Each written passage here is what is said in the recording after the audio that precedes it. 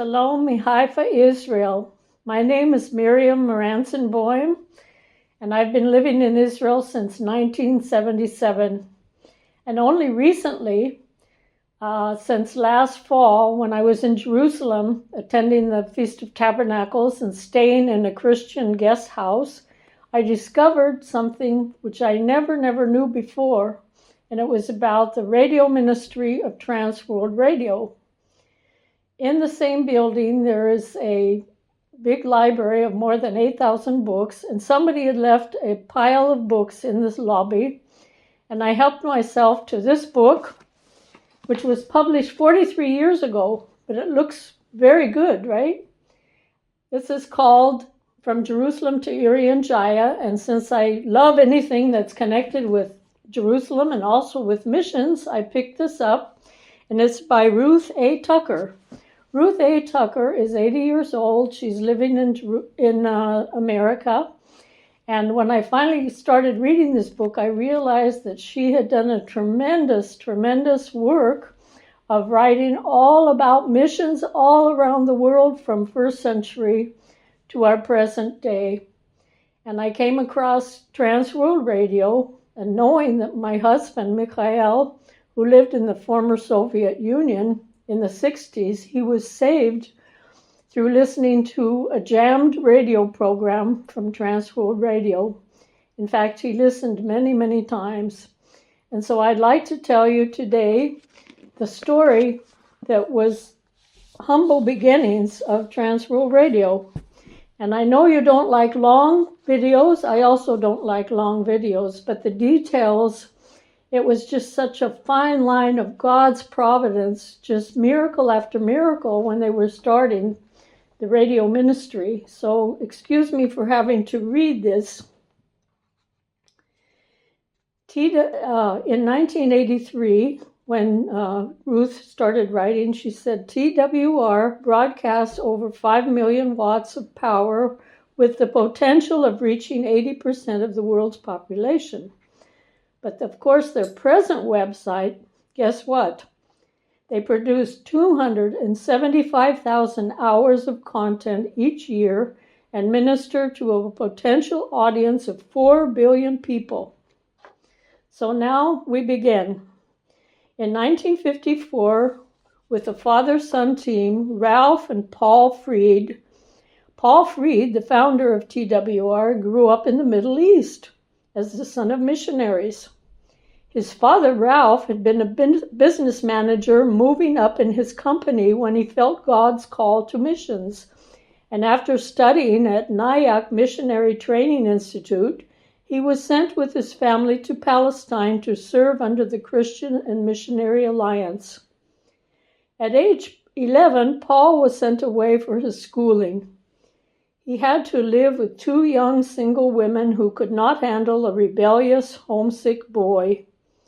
He returned to his parents, but the following year he was sent away to live with the family at a mission house outside Jerusalem. Again, at age 13, he ran away, leaving a note. He cabled his father to pick him up in Tiberias. His father scolded him, but he could stay with them as long as he did well in his studies. He did well in his first year of high school on his own and was able to enter the sophomore class at Wheaton Academy the following year when his parents returned to the U.S. for furlough. He continued the last 2 years of high school in Beirut, Lebanon, and after that attended Wheaton College in California. Then he attended Nyack Missionary College, where he sat under the ministry of great preachers and missionaries, including Clarence Jones, founder of HCJB radio station in Quito, Ecuador. He worked with Youth for Christ, and while in a YFC conference in Spain, he felt burdened for this country which had been neglected by evangelical missions. He felt that the best way to reach Spain would be by way of radio. He visited various churches sharing this burden in the U.S., but the churches were unresponsive.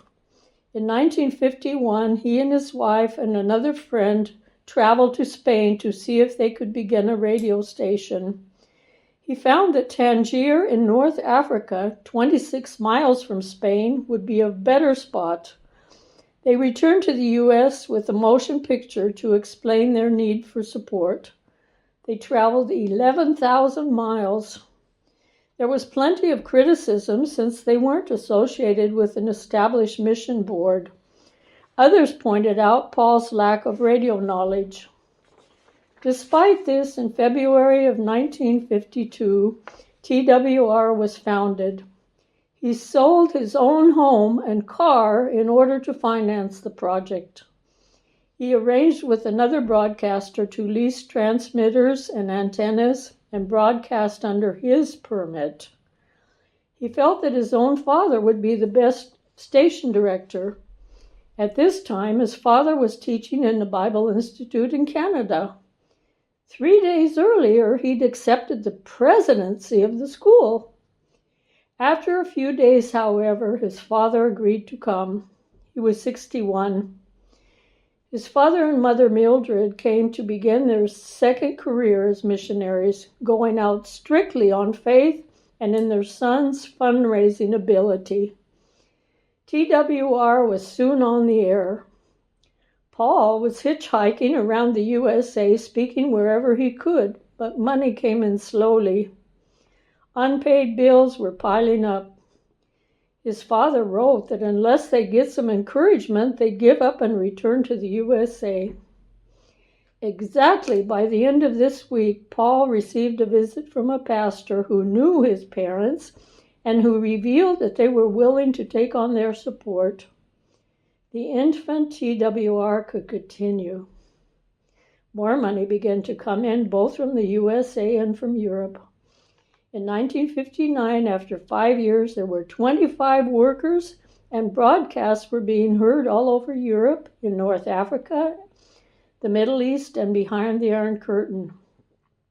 But without warning, Morocco became independent, and the government would be taking over all of the radio broadcasting. Not to be deterred, Paul and his father began negotiating with officials in Monte Carlo. After being on the air for 9 months, they began broadcasting even to a wider audience. The costs were very high. He would need 6 miracles in order to cover the $83,000 for the first year. The first payment needed immediately was unexpectedly underwritten by a group of Norwegian businessmen.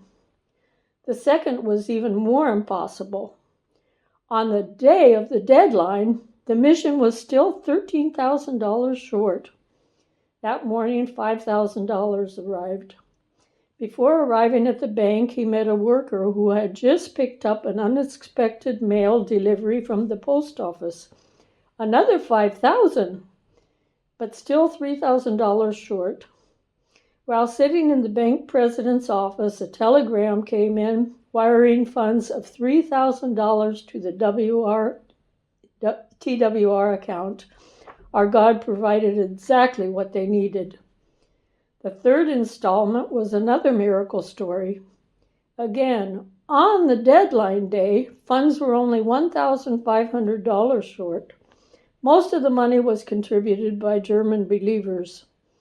A final check of the price of foreign currency showed a jump in the value of the German mark, bringing the total exactly $1,500 higher than it had been the previous day. Again, the exact amount was reached. In October of 1960, 13 months after the contract was signed with officials in Monaco, TWR in Monte Carlo was on the air. During the first year alone, some 18,000 letters came in from listeners, many requesting spiritual counsel. Others sent in financial contributions, and by 1965, half of TWR's support was coming from the Europeans themselves. Broadcasting into Europe and throughout the Mediterranean area required programming in as many as 24 different languages. Various Christian leaders could broadcast from their own countries. There were many competent directors in the various countries. The person heading up the German work had been a former Marxist who was saved. The ministry grew. Paul Fried had succeeded, but at the age of 42, he suffered a heart attack. He was flat on his back in the hospital for a month. After his recovery, he visited Puerto Rico to investigate the possibility of establishing a sister station in the Caribbean. The government restrictions made the idea impossible. He contacted Dutch officials about the possibility of building a station in the Netherlands Antilles. They were enthusiastic, so he again traveled to the Caribbean. Within 2 weeks after arriving, he was given permission to set up a superpower 500,000-watt station. No private group had ever been granted such a permit. Multiplied thousands in the interior of many countries would be reached. It was an ideal area since Bonaire was an island with salt flats and salt water on all sides, providing better conductivity. The government official also gave them valuable parcels of land. Excuse my, God is so good. Agreed to pave roads, clear land, and install telephone lines free of charge. By the summer of 1964, TWR began broadcasting from the Western Hemisphere. Since then, more radio stations have been added. The mission staff is 400. That's as of 1983. When my husband was a teenager in the former Soviet Union in 1963, he listened to Transworld Radio broadcasts together with his mother at times. The Soviets would jam the radio, making it difficult to listen. My husband says that he would have been one of 20 million listeners in the former Soviet Union. He'd been trying for years to find a solution after examining various philosophies. He did not find how to overcome sin. One day he sat by the radio and heard the message of the prodigal son. He wondered how the preacher could know about his life of wrongdoing. At the end of the message, the preacher told the listeners to kneel by the radio and ask God's forgiveness for their sins and receive Jesus Christ, who died for their sins. Mikhail did this with tears and received new life on July 27, 1963. The old was passed away. He continued to listen and learn and loved the music. He would sing the songs as he was walking to places while crossing fields. Meanwhile, while I was attending Biola in Southern California, I was chairman for the European Prayer Group. This wouldn't have been at the same time Mikhail was saved, but rather a few years later. I would pray for the follow-up of the radio listeners.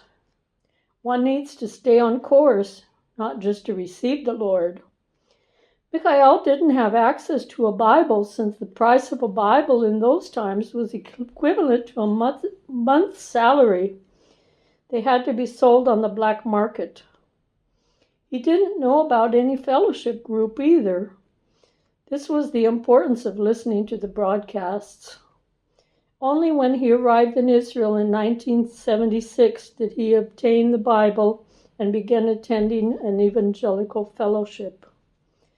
Mikhail and I met in Haifa, Israel in 1979 and were married in less than 5 months. We've been living in Israel since then and are blessed with children and many grandchildren. I think that the radio ministries and television, and now it's media and many videos, it's a very, very vital ministry. And if you've never supported anything to do with media, especially to reach the young people today, I would encourage you. Here in Israel, we have One for Israel, which are making very effective videos in Hebrew, in Arabic, and in English. And it's a very important ministry because many non-believers are being saved here in Israel through the computer or by their phones.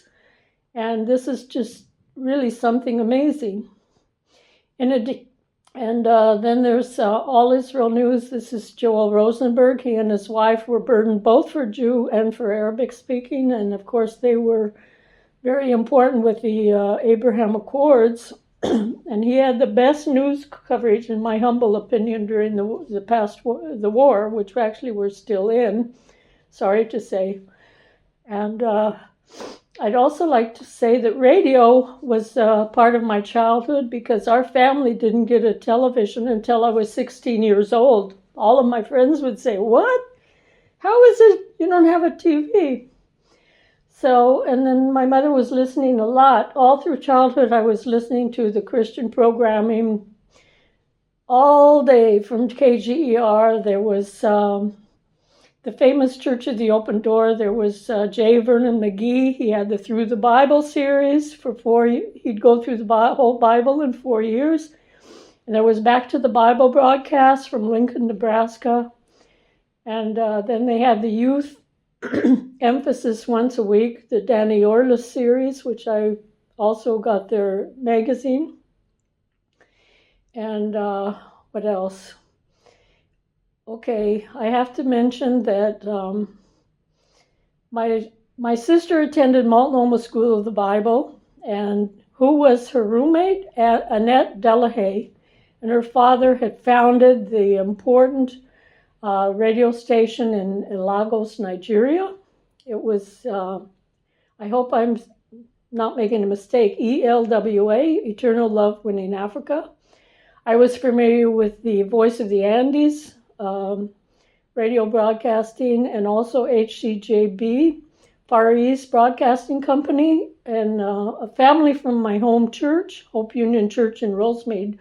Her husband, there was Joan Ross and Jim Ross. Jim Ross was able to know all about antennas, and he was in the technical part, and he passed away when he was too young. I'm so sorry. I'm still in contact with Joan. And I think, since this has gone too long, I'll say thank you for listening. Please go to my website, which will be on the screen, and I'll be happy to send you this this text if you're interested. And so be blessed and realize that God can do the impossible, because if it weren't for the humble beginnings of TWR and the fact that God reached to Mikhail, my husband, despite the jamming, so otherwise we would not be here today. Thank you. God loves you, and I love you too. Thank you for listening.